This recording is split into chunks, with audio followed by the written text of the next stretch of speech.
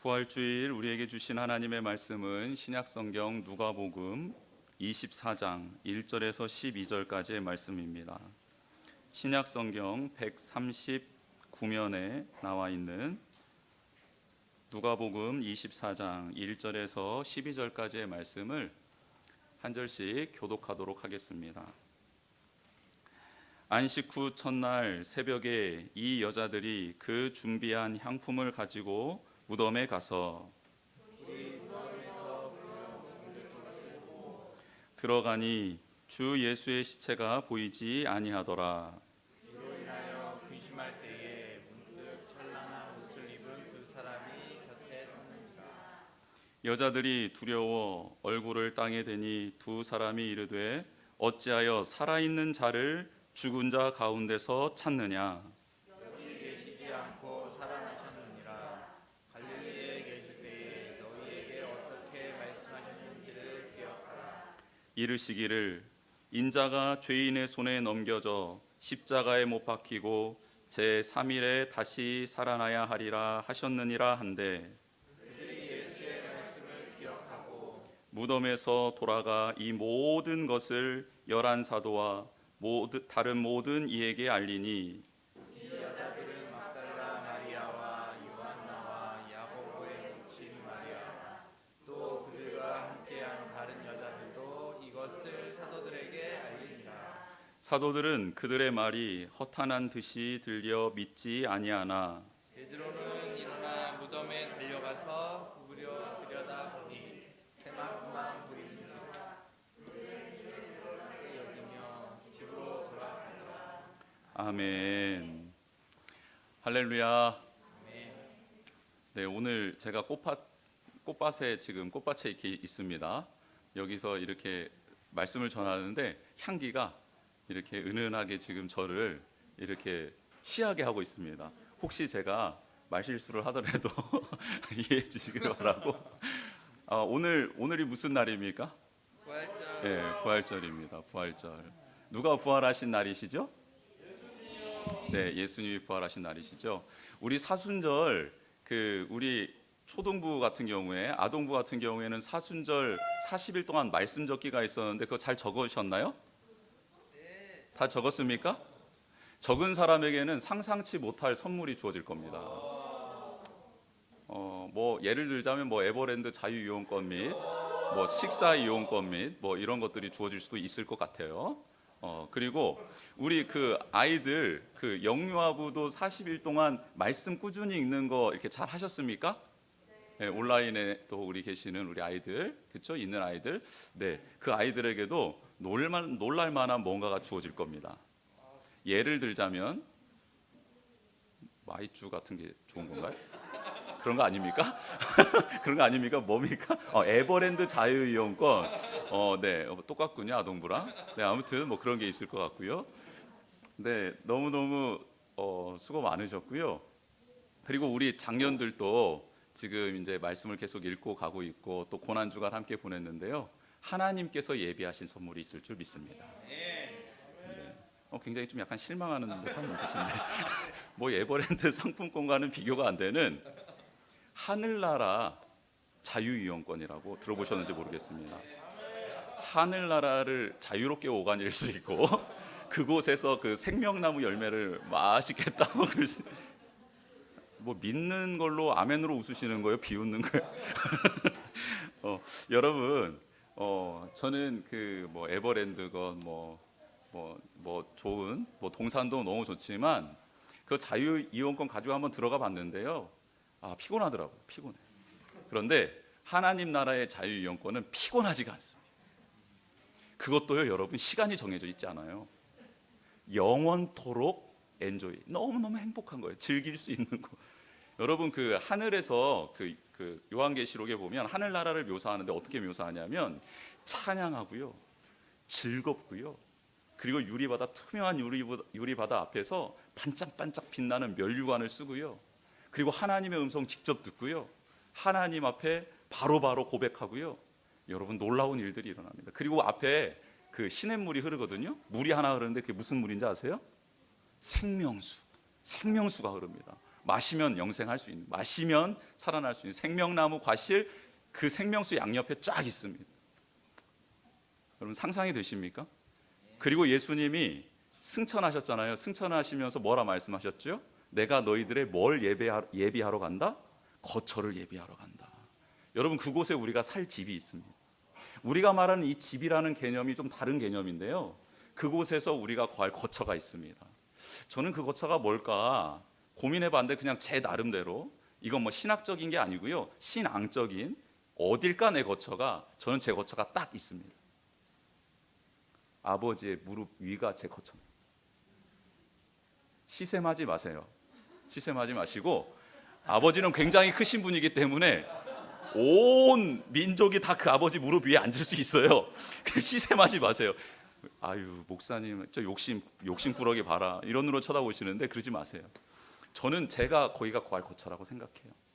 어떤 분은 주님의 품일 수도 있고요, 또 주님의 손일 수도 있고 뭐 마음껏 상상하셔도 될 것 같습니다. 근데 거처가 우리가 생각하는 어떤 집, 몇 평, 새 집, 헌집 뭐 이런 개념이 아니고요, 거해야 될 곳인데 거처라는 개념이 저는 그렇게 될 거다 생각하고 믿음으로 고백하고 있습니다.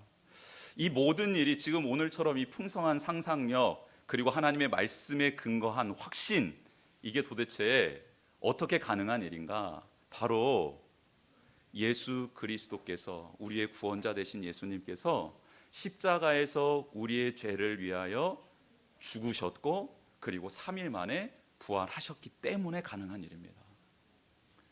만약에 신약 성경에 이 부활 사건이 없잖아요, 예수님께서 부활하신 사건이 없잖아요. 그럼 어떻게 되냐면 신약 성경 전체가 거짓말이 되고요, 없어집니다. 기록이 되지 않아요. 예수님의 부활 사건이 없으면 신약 성경 전체는 기록이 되지 않습니다. 그럼 예수님이 오시지 않았는데요, 예수님이 십자가에서 죽으시고 부활하시지 않았는데요, 그럼 어떤 성경도 존재하지 않아야 되죠? 그렇죠, 구약 성경도 존재하지 않는 거예요. 그러면 신구약 성경이 정말 하나님의 말씀이고 하나님의 말씀이 그대로 이루어집니다라고 확인된 사건이 무엇이냐면 바로 예수님이 사망 권세를 깨뜨리고 이기시고 부활하신 겁니다. 여러분이 부활을 그래서 아멘으로 믿으시고 또 이 부활의 사실에 대해서 기뻐하며 하나님께 감사해야 되는 것이 바로 우리의 모습이어야 합니다. 근데 부활절날 아침에 보면 많은 그리스도인들이요, 다크서클이 내려와 있어요. 왜냐하면 안 하던 새벽 기도를 했거나 안 하던 저녁 기도를 했거나 안 하던 금식을 했거나 뭐 여러 가지. 그런데 그런 일들을 통해서 우리의 영이 밝아지고 우리의 영이 하나님과 더 친밀해져서 우리의 육신은 좀 그렇더라도 우리의 영이 깨어나서 그 깨어난 영이 우리의 육신을 지배하고 우리의 상황을 지배하며 이제 나아가게 될 텐데, 여러분 그 기점이 부활절입니다. 이제 막 깨어났어요. 우리의 영이 막 깨어났잖아요. 일주일 동안. 육신은 좀, 여러분 육신이 쇠약해지면 영이 깨어나거든요. 왜냐하면 육신이 너무 강하면 영이 죽을 수밖에 없습니다. 그래서 깨어났어요. 그래서 부활절을 기점으로 이제 그 깨어난 영과 몸이 일치되어서 이제 몸도 변화되고 또 몸도 건강해지면서 쭉 살아가야 되는데, 부활절 날을 기점으로 우리의 영은 다시 어디로 돌아갑니까? 네, 기도의 자리에 더 열심으로 나아갑니까? 아니면 드디어 해방이다, 미디어 금식, 드디어 해방이다, 쇼핑 금식, 인터넷 금식, 핸드폰 금식, 동영상 금식, 먹는 거 금식, 뭐 이런 거 다 해방이다, 할렐루야 하면서 오늘 이 점심시간부터 어떻게 됩니까? 부활절 점심부터 모든 그 욕망의 자락, 끊었던 욕망의 자락을 다 끄집어 당겨서 할렐루야를 찬양하죠. 여러분 부활이 할렐루야가 아니고 내가 그동안 내려놓았던 그것들을 다시 잡게 해주신 그 하나님의 은혜에 감사합니다라는 할렐루야가 우리의 고백 아닙니까? 어떤 우리 성도님은 집에 TV를 새로 들였다고 하시더라고요. 굉장히 기뻐하시던데 그걸로 CTS, CBS 방송을 보며 하나님 앞에 머무를 줄 믿습니다. 여러분, 제가 그냥 이렇게 우스갯소리로 이렇게 했는데 정말 이런 멘트 날리고 싶었습니다. 고난주간 내내. 저도 막 많이 너무 이렇게 무겁더라고요. 무겁고 그리고 십자가상에서 들려온 하나님의 음성. 그런데 십자가상에서 주님의 말씀을 묵상하는 한 주간을 보내면서 저는 개인적으로 어제 가정 예배를 드리며 우리 가족들 앞에 이런 고백을 했습니다. 예전에는 그냥 무덤덤했고 혹은 또 신학적으로 해오던 대로 40여 년 신앙생활을 뱃속에서부터 해왔는데 고난주간을 도대체 몇 번을, 또 부활주간을 몇 번을 내 나이만큼 했을 텐데, 기억하는 순서로 따지면 뭐 7살 때부터 기억했다 하면 뭐 이제 한 30 몇 년 정도 이렇게 했는데, 이 무덤덤했던 이 신앙이 십자가의 말씀, 예수님의 말씀에 집중하고 그 고난에 깊이 들어가 보니 너무 힘들긴 했으나 내게는 잊혀지지 않고 기억되는 고난주간을 보낼 수 있었던 것 같습니다라고 가족들 앞에서 그렇게 고백을 했습니다. 익숙해지면 그건 병든 거고요. 병든 거면요, 하나님의 말씀이 들리지 않고 그 은혜와 감동이 느껴지지 않습니다. 어떤 목사님께서 이런 질문을 하시더라고요. 성도들한테 이런 질문을 하시더라고요. 여러분은 죽은 자에게 길을 묻습니까? 산 자에게 길을 묻습니까? 라고 이렇게 질문하는 거예요. 여러분, 우리가 새로운 장소에 갔을 때, 처음 간 장소에 갔을 때 길을 잘 찾지 못하고 뭐 핸드폰도 꺼져 있는, 뭐 배터리가 다 돼서 뭐 어떻게 알 수도 없는 상황 속에서 여러분은 서 있는 예쁜 마네킹한테 길을 묻습니까? 아니면 살아서 움직이는 사람에게 길을 묻습니까? 누구에게 묻지요? 그렇죠. 이것은, 이 질문 자체가 너무 어리석은 거죠. 그러면 여러분에게 다시 묻겠습니다. 여러분은 여러분의 인생길을 아무것도 안 보이고 그리고 어렵고 어떻게 해야 될지 모르는 지금 이 상황 앞에서 온 천지 만물을 그리고 사망 권세를 깨뜨리신 주님께 물으세요? 아니면 그 다른 누구 무엇에게 묻고 계십니까?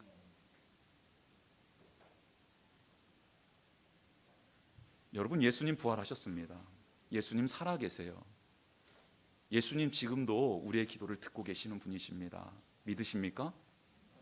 그러면 우리는 누구 앞에 서야 합니까? 누구에게 물어야 합니까?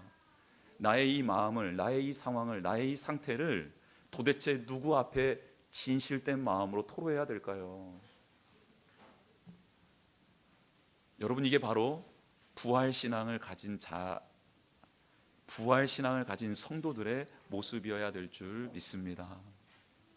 예수님께서 십자가에 달려 돌아가신 이 자리는 신학자들이 예수님 당시로부터 2000년 전에 아브라함이 이삭을 번제로 드렸던 자리와 비슷한 곳이다 라고 그렇게 알고 또 기록을 하고 있습니다.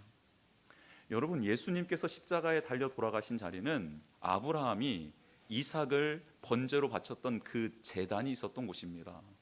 그러면 아브라함은 하나님을 믿음으로 아들 이삭을 바쳤고, 아들 이삭은 아버지에게 이렇게 묻잖아요. 아버지, 제가 번제했을 나무는 지금 메고 올라가고 있고, 아버지는 붙일 수 있는 횃불을 들고 계시고 옆에는 칼을 차고 계십니다. 그런데 아버지, 신기한 질문이 있어요. 왜 우리가 드려야 될 번제에 쓰일 어린 양은 왜 없습니까? 라고 이런 질문을 해요. 그러자 아브라함이 이렇게 말합니다. 그것은 하나님께서 미리 준비해 주셨을 것이다 라고 말을 해요. 이 고백을 들은 하나님께서 정말로 말씀대로 그 땅을 여호와 이레로 부르시고 하나님께서 준비해 두신 땅으로 변화시켜 주시죠. 올라갔어요. 올라갔는데 준비된 양이 보여요? 안 보여요? 안 보여요. 번제단은 쌓았어요. 장작은 펼쳤어요. 근데 갑자기 아버지가 이상한 행동을 하는 겁니다. 자기를 잡아서 눕히는 거예요. 근데 여러분, 성경에는 이 장면이 그냥 이렇게 직설적으로 정확하게 묘사된 장면으로 정확하게 기록되어 있고 그 안에 내용들은 없어요. 그 다음 장면이 뭐냐면 아브라함이 칼을 들어 이삭을 죽이려 내려치는 장면이 바로 이어집니다. 그러면 그냥 숨가쁘게 지나가는 사실적으로 묘사한 거예요, 성경은. 그러면 이 상황에서 우리가 한 가지 고민해야 될 건 이거죠. 이삭은 아버지의 이 이상한 행동을 원망하거나 불평하거나 되묻지 않고 뭐 하고 있는 거예요? 지금 이삭은 누워서 이것을 뭐 하고 있는 거죠? 받아들이고 있는 거죠. 아브라함은 하나님이 말씀하셨을 때 말도 안 되는 이 상황을 뭐 했죠? 받아들이며 3일 길을 걸었죠. 이삭은 모리아 땅에 와서 지명한 그 산으로 올라가면서 이삭은 아버지의 이 말도 안 되는 상황을 받아들입니다. 하나님의 말도 안 되는 명령을 순종했던 아브라함의 이상한 행동을 그대로 받아들여 순종하고 있는 이삭이 있었던 그 곳을 하나님께서는 여호와 이레, 여호와께서 준비하신 땅이라고 부르셨다라는 겁니다. 그러면 하나님이 도대체 2000년 후에 있을 그 미래를 준비해서 준비한 그 땅은 도대체 무슨 땅입니까? 순종의 땅이었습니다. 순종의 땅. 아브라함이요 3일 길을 걸어오면서 하나님과 교제를 하는데 하나님께 순종하겠습니다. 하나님의 말씀 이해 안 되지만 순종하겠습니다. 그런데 도대체 하나님이 왜 나에게 이런 일을 시키는지 모르겠습니다. 그러나 하나님은 선하시죠. 하나님은 온전하시죠. 말도 안 되는 100세가 됐을 때에 우리 아내는 임신할 수도 없는 상황 속에서 이삭을 주셨잖아요. 생명의 주권자는 하나님이신 줄 믿습니다 하면서 무슨 결론을 내리냐면요, 그 당시 예수님이 오시기 2000년 전에, 십자가를 지시기 2000년 전에 무슨 고백을 하냐면요, 아브라함이 하나님, 정말 제가 믿는 하나님은 온전히 순종할 때 그 순종의 믿음을 봐주시고, 그리고 설사 제가 이삭을 죽일지라도 이 이삭을 다시 살려내실 줄 믿습니다라는 고백을 하게 됩니다. 아브라함이. 그 아브라함의 고백대로요, 하나님은 준비하신 그 십자가가 설, 순종의 십자가가 설 그 땅에 예수 그리스도를 온전히 죽이시고요, 그리고 죽이셨던 예수 그리스도를 어떻게 하십니까? 다시 온전히 살려내십니다. 여러분, 여호와 이레, 하나님이 준비하신 자리에 지금 여러분들은 앉아 계십니다. 있는 자리에 지금 예배드리고 있습니다. 그곳은 어떤 곳이어야 하는가? 하나님의 말씀 앞에, 하나님의 뜻 앞에 순종하는 자리. 그래서 하나님이 내게 모든 것을 가져갔을지라도 그 하나님은 선하시기에, 또한 그 하나님이 모든 것을 다시 온전케 하실 수도 있는 분이심을 믿는 신앙의 고백으로 그 자리에 서 있는 우리 모두가 되기를 주님의 이름으로 축복합니다. 이 부활신앙, 오늘 본문을 통해서 조금 더 자세히 알아보도록 하겠습니다. 첫 번째, 부활신앙을 가진 우리는 무덤 안에 갇히지 않습니다. 무덤 안에 갇히지 않습니다. 십자가를 바라보던 여인들이 있었습니다. 십자가를 바라봤어요. 십자가를 바라보는데 누굴 바라봤습니까? 예수님을 바라봤습니다. 예수님이 채찍에 맞고 난 다음에 비아돌로사, 그 길을 걸어서 골고다 언덕까지 올라가시잖아요. 그 길을 계속해서 쫓아온 여인들이었습니다. 예수님이 십자가에 못 박히시는 장면도 봤어요. 그리고 땅이 진동하고 하늘이 어두워지는 것까지를 다 경험했습니다. 그리고 아리마대 사람 요셉이 와서 그 예수님의 시체를 내려서 자기가 준비해뒀던 무덤에 묻는 자리까지 쫓아가서 봤던 여인들이 바로 이 여인들입니다. 오늘 무덤가에 찾아온 여인들입니다. 그래서 이 여인들은 예수님의 시신이 묻힌 그 곳을 기억하고, 예수님이 돌아가신 날, 그리고 안식일이었잖아요. 안식 후 첫날 이른 새벽, 지금 오늘입니다. 이 부활절 아침에, 이른 아침에, 이른 새벽에 일어나서 향품과 향유를 준비했습니다. 이거는 왜 준비했냐면, 예수님이 너무나도 급하게 무덤에 들어가시다 보니 세마포로 어떻게 싸긴 쌌는데 그 안에 향품과 유향을 세마포 사이사이에 발라서 시신이 향기로운 냄새를 나고 또 시신이 온전히 잘 보존될 수 있도록 그렇게 돕기 위해서 그 일들을 했거든요. 이 일을 못한 거예요. 그래서 이 여인들이 안타까워서 지금 그 일을 하기 위해서 가는 겁니다. 여러분, 십자가를 끝까지 바라본 사람, 예수 그리스도를 끝까지 바라본 사람들이요, 두려운 마음이 있고 염려되는 마음이 있어도 그 예수님께 다시 나아가는 용기를 얻게 됩니다. 예수님을 멀찌감치 지켜보고 있었던 사람들, 혹은 아예 예수 그리스도를 따르지 못하고 부인하고 떠나버렸던 자들은요, 감히 예수님이 누우신 무덤에도 올 수 없는 존재가 되어 있었던 것이죠. 그러나 이 여인들 고민이 있었습니다. 가면 그곳을 지키고 있는 경비병들을 어떻게 따돌릴 것인가, 또 그 큰 돌 무덤이 있는데, 돌 무덤을 막고 있는 그 문이 있는데, 무덤을 막고 있는 이 큰 돌 문을 어떻게 우리가 옮기지? 힘이 센 장정 6명이 달려들어도 가까스로 옮길 수 있는 정도의 무게인데요, 여인들이 어떻게 옮길 수 있을까 고민이 되었어요. 또 한 가지는 그 무덤 문에 봉인을 하고 인을 쳤는데, 그 인은 로마 군인들이 쳐놓은 인입니다. 그래서 그 인을 함부로 떼면 어떻게 되냐면 똑같이 죽임을 당하는 거예요. 그러니 이거 어떻게 하지? 고민이 이만저만 아니었습니다. 그런데 그 여인은 이 두려움을 이기고, 여인들은 예수님이 계신 무덤으로 향합니다. 왜요? 주님을 사모하는 마음, 주님을 위하는 마음을 그 두려움이, 염려와 근심이 막을 수 없었기 때문입니다. 어떤 이들은 여인들이 감정적이기 때문에 그렇게 감정적으로 행동했을 것이다 라고 보는데요, 이 여인들보다 감정의 기복이 더 심했던 예수님의 제자들 있었습니까? 없었습니까? 있었습니다. 여러분, 이것은 감정적인 문제가 아니에요.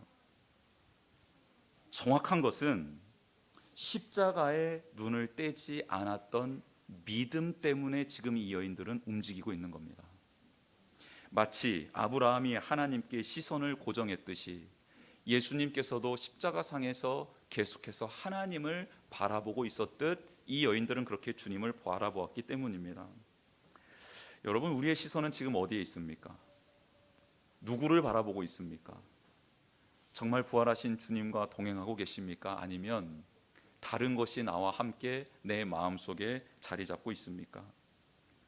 여인들은 걱정하며 왔습니다. 그런데요, 어떻게 하면 좋을까? 경비병들은 어떻게 하면 좋지 하고 왔는데 경비병이 있었습니까? 없었습니까? 없었어요. 이미 놀라서 도망가 버렸습니다. 그리고 문 때문에 고민했는데 그 문은 어떻게 돼 있죠? 열려 있었습니다. 여러분, 하나님이 예수 그리스도를 살리셨다라는 것은 더 이상 이 무덤과 같은 악한 사탄의 권세, 사망의 권세가 더 이상 예수님을 믿는 신자들을, 성도들을 더 이상 가둘 수 없다라는 뜻입니다. 주님께서는 그 빈 무덤, 캄캄했던 무덤, 죽음의 무덤을 뚫고 일어나셨습니다. 그리고 그 주님은 지금 우리에게 이렇게 말씀하고 계십니다. 도대체 너를 무덤과 같이 가두고 있는 그게 무엇이냐? 하나님 앞에 나갈 수 없고 부활한 나에게 다가오는 것을 막고 있는 그것이 무엇이냐? 사탄이 너에게 시험하고 있는, 유혹하고 있는, 그래서 너를 걸고 넘어지고 있는 그것이 도대체 무엇이냐라고 지금 우리에게 묻고 계십니다. 그리고 이 시간 부활하신 주님이 이렇게 말씀하십니다. 하나님의 능력이 부활한 나를 영접한 너에게도 임할 터인데 그 문 옮겨지게 될 것이다 라고 말씀하고 계십니다. 실패의 경험, 어릴 적 받았던 거절감, 자라면서 받은 상처, 혼자 힘으로는 씻어낼 수 없는 죄악들, 현재의 불안감, 낮은 자존감, 경제적인 어려움들, 이해할 수 없는 고난과 시련 등이 지금 우리를 이 무덤처럼 감싸고 있고 가둬놓고 있습니다. 그리고 옴짝달싹 못하게 큰 문이 지금 우리 앞에 가로막혀져 있는 것 같습니다. 그러나 여러분 기억하십시오. 그 무덤 부활하신 주님이 옮겨주실 줄 믿습니다. 로마서 8장 1절에서 2절입니다. 그러므로 이제 그리스도 예수 안에 있는 자에게는 결코 정죄함이 없나니 이는 그리스도 예수 안에 있는 생명의 성령의 법이 죄와 사망의 법에서 너를 해방하였음이니라. 아멘. 죄와 사망의 법에서 우리를 해방하신 예수 그리스도, 그 부활하신 주님이 우리에게 새 법을 주셨습니다. 생명의 성령의 법입니다. 그 법의 지배압을 받고 그 법을 따라 살아가는 우리 모두가 되기를 주님의 이름으로 축복합니다. 두 번째, 부활신앙을 가진 우리는 말씀의 성취를 믿게 됩니다. 말씀의 성취를 믿게 됩니다. 여러분, 돌문이 열렸는데 이 여인들 경비병이 없어진 것도 신기했고 돌문이 열려 있는 것도 놀랐는데 완전히 두려움에 휩싸인 상황을 하나 직면하게 됩니다. 그건 바로 무엇이냐면 예수님의 시체가 사라진 겁니다. 여러분, 이게 이 여인들을 절망하게 만든 사건입니다. 세마포 사이사이에 향품과 유황을 뿌려드리려고 발라드리려고 왔는데 예수님의 시체가 없어진 겁니다. 그 자리에 덜썩 주저앉았어요. 희망의 불꽃을 간신히 살려서 왔습니다. 그런데요, 예수님의 시신이 없어진 이 쓰나미와 같은 사실 때문에 순식간에 그들은 적막 가운데로, 두려움 가운데로 들어가게 되었습니다. 그렇게 망연자실에 있는 여인들에게 천사들이 나타납니다. 여기에는 두 사람이라고 표현되어 있는데요, 천사가 나타납니다. 근데 이 여인들은 금세 알아봐요. 보통 사람이 아니라는 걸 알아봅니다. 왜냐하면 그들의 몸에서는 찬란한 빛이 뿜어져 나오고 있었기 때문입니다. 그리고 예수님을 끝까지 바라보긴 했으나 그들이 잊고 있었던 사실 한 가지를 이 천사들이 가르쳐 줍니다. 천사들은 그녀들에게 이렇게 말을 합니다. 너희들은 예수님을 끝까지는 쳐다봤는데 왜 예수님께서 하신 말씀을 믿지를 못했니? 라고 질문합니다. 왜 그 말씀을 기억하지 못하니? 그분을 믿는다는 것이 도대체 너희들은 무엇이라고 생각하니? 그분을 끝까지 바라봤던 너희들이 이 지경인데 그렇지 않은 사람들은 오죽하겠니? 라는 마음으로 그들에게 질문을 하고 있습니다. 여러분, 예수님의 죽음은 우연이 아니에요. 예수님의 부활도 우연이 아닙니다. 구약에 하나님이 언약하신 말씀대로 선지자들을 통해서 말씀하신 대로 예수님은 이 땅에 오셨고 십자가에 죽으셨고 부활하셨습니다. 하나님의 말씀이 그대로 다 이루어진 겁니다. 즉 부활은 하나님의 말씀이 사실이고 그 말씀 따라 모든 것이 이루어져 갈 것이다라는 확증이 바로 부활입니다. 하나님의 말씀을 온전히 믿게 되고 그 말씀하신 분을 신뢰하고 그 말씀대로 이루어질 거라는 것을 믿게 되는 이 믿음이 부활신앙을 가진 자들에게 들어오게 된다는 사실이지요. 여러분, 우리는 하나님의 말씀을 들을 때 어떻게 듣습니까? 성경을 읽을 때 어떻게 읽습니까? 여러분, 무엇을 듣느냐, 무엇을 읽었느냐보다 더 중요한 게 있습니다. 그 들은 말씀을 어떻게 받아들였느냐, 읽은 말씀을 어떻게 받아들였느냐가 더 중요합니다. 예수님의 좌우편의 강도들도 마찬가지입니다. 예수님의 음성을 다 들었어요, 똑같이. 그런데 한 강도는 처음은 다 똑같았습니다. 비방했지요. 그러나 마지막 예수님의 말씀을 들었을 때 한 강도는 회개하고 돌이킵니다. 그렇죠. 똑같은 말씀을 받았지만 어떻게 받아들이냐가 다릅니다. 여러분, 오늘 천사들이 어떻게 말씀하고 있습니까? 천사들이 한 말 한번 들어봅시다. 5절부터지요. 어찌하여 살아있는 자를 죽은 자 가운데서 찾느냐? 여기 계시지 않고 살아나셨느니라. 갈릴리에 계실 때에 너희에게 어떻게 말씀하셨는지를 기억하라. 이르시기를 인자가 죄인의 손에 넘겨져 십자가에 못 박히고 제3일에 다시 살아나야 하리라 하셨느니라. 아멘. 여러분, 부활신앙을 가진 자들은 하나님의 말씀을 듣는 것에 만족하지 않고요, 그 말씀이 이루어질 것을 믿고 확신하는 존재로 변화되는 것이 부활신앙을 가진 존재들입니다. 심판의 메시지 앞에서는 하나님을 경외하며 겸손하게 되고, 소망과 복을 주시는 말씀 앞에서는 용기를 내어 믿음의 길을 끝까지 걸어가는 것, 이게 바로 부활신앙을 가진 존재들입니다.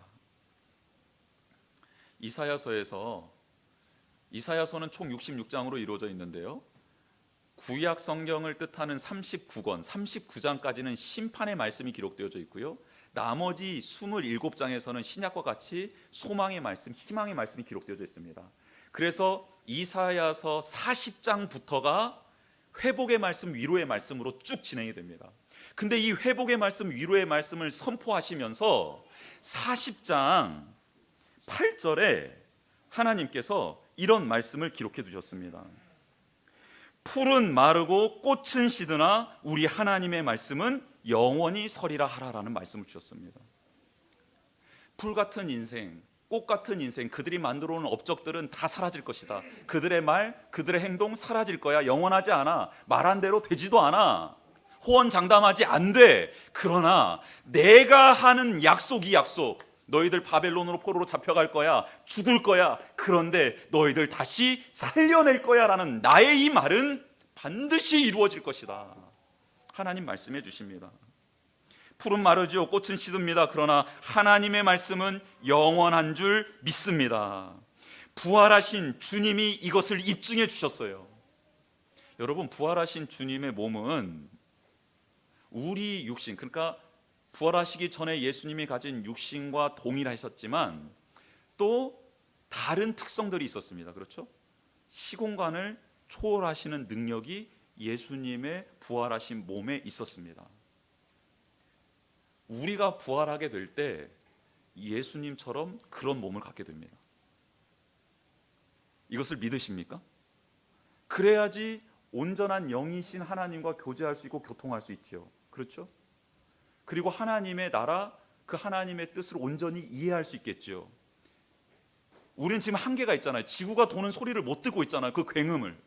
만약에 그걸 듣는다면 우리는 진짜 큰일 나죠. 터지거나 죽거나 둘 중에 하나죠. 여러분, 개미가 기어가는 소리를 들어보신 적 있습니까? 저 한번 들어보고 싶어서 실험을 해본 적 있습니다. 개를 정말 잡아가지고 여기다 올려가지고 진짜 들어보려고 해요. 그러다가 개미가 한번 큰일 날 뻔했죠. 여러분, 정말 궁금한 거 한번 해보고 싶은 거예요. 해보고 싶은 거예요. 여러분, 예수님이 부활하셨다라는 사실은요, 우리가 생각하고 이해하는 것을 뛰어넘는 사건이에요. 그런데 부활하셨다라는 이 사실을 믿고 받아들이는 순간 성경 전체가요, 하나님의 약속의 말씀으로 보여지고 들려지고요, 그 말씀이 반드시 이루어질 거다라는 확신이 우리 가운데 들어오는 거예요. 여러분, 이 말을 듣고 이 여인들이 예수님이 하셨던 말씀을 뭐 했더라라고 말씀하고 있습니까? 성경에 뭐라고 나와 있어요? 8절 말씀입니다. 그들이, 이 천사들이 했던 말을 듣고 예수님의 말씀을 뭐 하고요? 기억하고. 기억이 나잖아요. 그러니 그 말씀이 안에서 살아나는 거예요. 살아나자 이 여인들의 행동이 어떻게 돼요? 바뀌어집니다. 바뀌어져요. 이게 말씀의 능력입니다. 여러분, 부활하신 주님을 만났나, 또 부활하신 주님이 나와 함께 하나 안 하나 어떻게 우리가 알 수 있는지 아십니까? 하나님의 말씀이 내 심장을 울리고 영혼을 울리고요, 그 말씀이 살아있어서 나의 삶을 이끌고 있잖아요. 부활하신 주님이 우리와 함께 하는 겁니다. 부활하신 주님이 우리 안에 계시는 겁니다. 할렐루야. 여러분이 부활신앙 가지고 말씀의 성취를 믿게 되는 우리 모두가 되었으면 좋겠습니다. 마지막입니다. 부활신앙을 가진 우리는 삶의 방향이 바뀌게 됩니다. 삶의 방향이 바뀌게 됩니다. 여인들의 마음과 삶은 무덤과 같았습니다. 그렇죠? 예수님 돌아가셨고 또 그들은 향유를 가지고 갔는데 예수님의 시체를 만나러 가는 거잖아요. 죽음을 향해, 절망을 향해, 무덤을 향해 가던 발걸음이 그 여인들의 발걸음이었습니다. 그리고요, 앞으로 이 여인들은 그 무덤에 마음을 두고 살아갈 겁니다.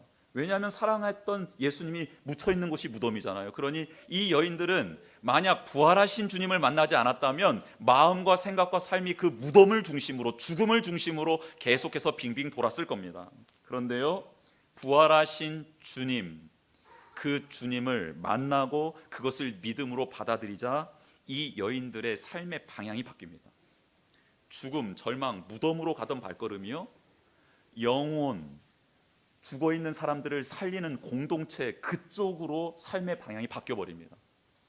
예수님이 공생의 동안에 있었던 그 자리를 사모하게 되고요, 부활하시고 난 다음에 주님의 마음과 주님의 뜻을 깨달아 그 곳으로 발걸음이 옮겨지더라는 겁니다. 이게 신비예요. 부활하신 주님, 그 주님을 영접하고 부활신앙을 가진 자들은요, 부활하신 주님의 마음과 똑같은 마음을 갖게 되고요, 부활하신 주님의 생각과 똑같은 생각을 갖게 돼요. 그래서 이 여인들이 처음으로 달려간 자리가 어디입니까? 제자들을 향해 달려가십니다. 예수님이 이 여인, 다른 복음서에서는 마리아, 막달라 마리아를 만나주시잖아요. 만나주시고 난 다음 처음으로 찾아간 장소가 누굽니까? 누구들입니까? 제자들을 향해 찾아가십니다. 이 여인들은요, 제자를 향해 가는 거예요. 놀랍지요. 둘 다 똑같은 마음, 똑같은 생각을 갖게 되더라는 겁니다. 여러분, 방향 튼 사람 중에 최고로 방향 잘 틀은 사람 한 사람 있죠. 누굽니까? 그렇죠. 바울입니다. 바울이 고린도전서 부활장이라고 하는 15장에 이런 고백을 합니다. 제자들 다 만나주시고 500여 제자들에게도 500여 사람들에게도 다 만나주시고 난 다음 부활하신 주님이 만삭되지 못한 자기에게도 보여주셨다라는 고백을 하며 이렇게 말합니다. 나는 사도 중에 가장 작은 자라. 나는 하나님의 교회를 박해하였으므로 사도라 칭함 받기를 감당하지 못할 자니라. 그러나 내가 나 된 것은 하나님의 은혜로 된 것이니 내게 주신 그 은혜가 헛되지 아니하여 내가 모든 사도보다 더 많이 수고하였으나 내가 한 것이 아니요 오직 나와 함께 하신 하나님의 은혜로라. 그러므로 나나 그들이나 이같이 전파하매 너희도 이같이 믿었느니라 라고 말씀합니다. 부활장을 고린도 전서 15장을 적으면서 만삭되지도 못한 나에게도 찾아오신 부활의 주님, 그리고 그 부활의 주님을 만난 게 하나님의 은혜였다라고 고백하면서 그는 삶의 방향을 완전히 틀어버립니다. 틀고 난 다음에 그가 부활 신앙을 전하고 증거하잖아요. 그러면서 동일한 신앙을 가진 자에게 오늘 주보에 나와 있는 말씀으로 마무리를 짓습니다. 가정에 뿌려진 말씀으로 마무리를 지어요. 부활장을 마지막을 이렇게 짓습니다. 우리 같이 한번 읽어보겠습니다. 주보 보면서요. 시작. 내 사랑하는 형제들아, 견실하며 흔들리지 말고 항상 주의 일에 더욱 힘쓰는 자들이 되라. 이는 너희 수고가 주 안에서 헛되지 않은 줄 알미라. 아멘. 여러분, 부활신앙을 가진 자는요, 하늘나라 자유이용권이 주어지는 자들. 여러분, 그 기쁨을 이 땅에서부터 누릴 수 있습니다. 근데 어떤 자가 그 기쁨을 누릴 수 있느냐? 견실하여 흔들리지 않고 주의 일에 더욱 힘쓰는 자들이 누릴 수 있는 거예요. 이게 부활신앙을 가진 자들의 하나님이 주시는 축복입니다. 한 가지 에피소드를 나누고 싶었는데 시간이 너무 가서 나눌 수는 없네요. 그런데 한 가지 그냥 결단한 게 있습니다. 오늘 아침에 갑자기 말씀을 준비하고 기도하고 있는데 우리 동네에 지금 제가 복음을 전하려는 세탁소 그 아저씨가 있거든요. 근데 그 아저씨가 어제 제가 옷을 찾으러 갔는데 저한테 갑자기 이러는 거예요. 사장님 건강하시죠? 건강하셔야 돼요. 그리고 자녀들도 그래야지 축복도 하실 수 있고 그래요. 그랬더니 저를 딱 쳐다보시더니 목사님, 저를 목사님으로 부른 거 처음이에요. 그분 갑자기 저한테 목사님, 저를 위해서 좀 빌어주십시오. 기도를 좀 해주십시오. 이러는 거예요. 그래서 제가 안 그래도 많이 기도하고 있습니다. 그랬더니 이제 깜짝 놀라시면서 또 좋아하시더라고요. 그래서 제가 옷을 받아가지고 나왔어요. 나오면서 이런 결단을 했습니다. 오늘은 쉬시거든요. 내일 내가 찾아가리라. 내일 내가 부활의 이 기쁜 소식을 들고 찾아가리라. 그리고 오늘은 우리 집 근처에 박달시장이라는 곳이 있어요.